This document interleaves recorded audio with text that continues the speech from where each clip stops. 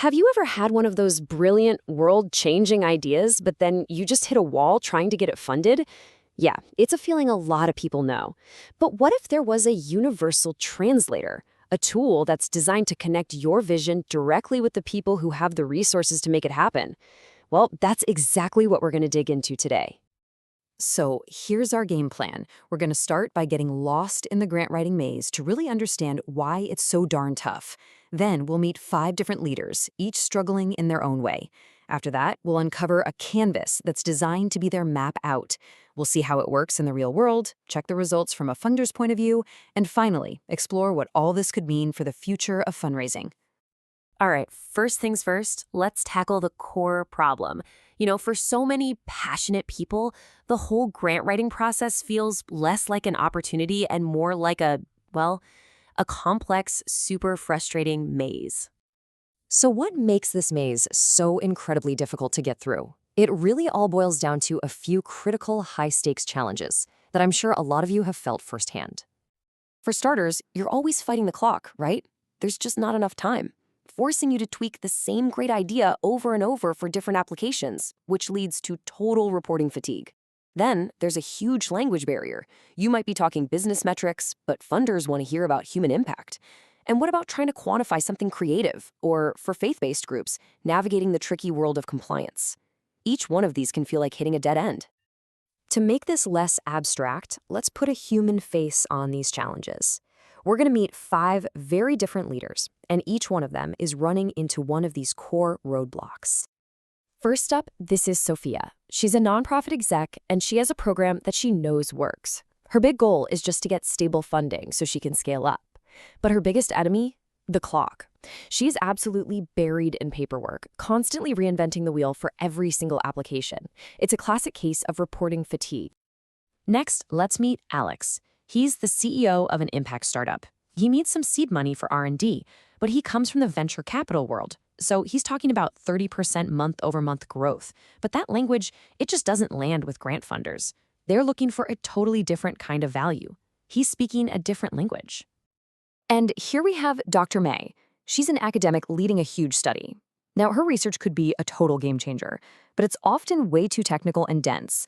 She really struggles to connect her theoretical work to the kind of real-world systemic problems that funders are excited to solve. This is Javier, an independent artist. He can talk about the vision and the cultural importance of his work all day long. But his big pain point comes when he has to try and cram that value into a funder's rigid spreadsheet of KPIs. I mean, how do you really measure the impact of art? And finally, meet Pastor Elena. She runs essential community programs, things like food banks, and they happen to be based out of her religious organization. Her biggest challenge is compliance. She has to draw a really clear line between our organization's mission and the project itself to get mainstream grants. She has to prove her unique value is all about community trust. So we've got 5 leaders facing 5 really different challenges, but they all stem from this communication gap. Now let's look at the tool that's actually designed to be the bridge. This is it, the FundraiseWell Canvas. It's a strategic framework that totally flips the script. Instead of focusing on validating a market, like a normal business canvas would, it's all about attracting a funder. The whole point is to frame everything you do around what a funder needs to see and hear to give you a big yes. Let's look under the hood. The canvas has 9 key building blocks that tell a complete story. That top row is all about your impact, the problems you solve, your solution, and how you measure it.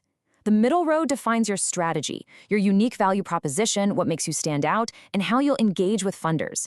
And that bottom row, that's your foundation, who you serve, the resources you need, and of course, your funding streams. It basically forces you to think like a funder from the very beginning. Okay, a framework is great in theory, but how does it actually help solve the real-world problems our 5 seekers are facing? Let's see this thing in action. Let's go back to Alex, our venture builder. Remember, he's got these amazing financial metrics, but they are just falling flat with grantors who don't speak the language of Silicon Valley. And here's where the magic happens. The canvas acts like a translation key.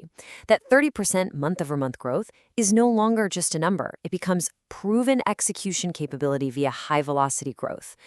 All of a sudden, the exact same data tells a story about impact and reliability that a funder can really get behind. And this helps Sophia too, letting her frame her budget as resources needed to scale proven impact instead of just boring overhead. Or let's take Dr. May, our evidence strategist. Her research is absolutely brilliant, but it's locked up in this dense academic language. It just feels so disconnected from the kind of on-the-ground projects that funders want to support. The Canvas forces a translation here too. It helps her structure that complex methodology into a clear, phased project plan. Phase 1 is a pilot study, phase 2 brings in partners, and you can see how this exact same idea helps Javier the artist define his creative work in stages, and it gives Pastor Elena a super clear way to separate her secular program from her organization's bigger mission. So this is the million-dollar question, right? Does this structured approach actually work from the other side of the table? Does it create proposals that funders are genuinely more likely to support? This right here is basically the cheat sheet. It's a typical grantor scoring rubric. They aren't just reading your beautiful story. They are scoring it on a spreadsheet. They're weighing things like your alignment with global goals, if your impact is measurable, your innovation, sustainability, and just how clear you are. This is the logic that decides where the money goes. And check this out. The results are really compelling. When you score proposals built with the Canvas against that rubric, they do objectively better. Dr. May's proposal gets a 4.6 out of 5. Pastor Elena's hits a 4.3. But maybe the most interesting result is for Javier, the artist. The structure of the Canvas helps make his creative work way more competitive, proving that even something abstract can be translated effectively. So let's zoom out. What's the big takeaway here? What does a structured approach like this really mean for the future of getting important work funded? We can really wrap up the whole challenge with a simple framework. The situation: grant writing is inefficient and full of miscommunication. The complication: this wastes a ton of time and energy, and it stops great ideas from ever growing. The resolution: the FundraiseWell Canvas acts as that universal translator, bridging the gap and connecting fantastic projects with the right funders. And that leaves us with one final thought to chew on. If tools like this, maybe even supercharged by AI, can systematically fix the communication gap between the people with the ideas and the people with the resources, what does that mean for our ability to solve the world's biggest problems? What new level of social impact could we finally unlock?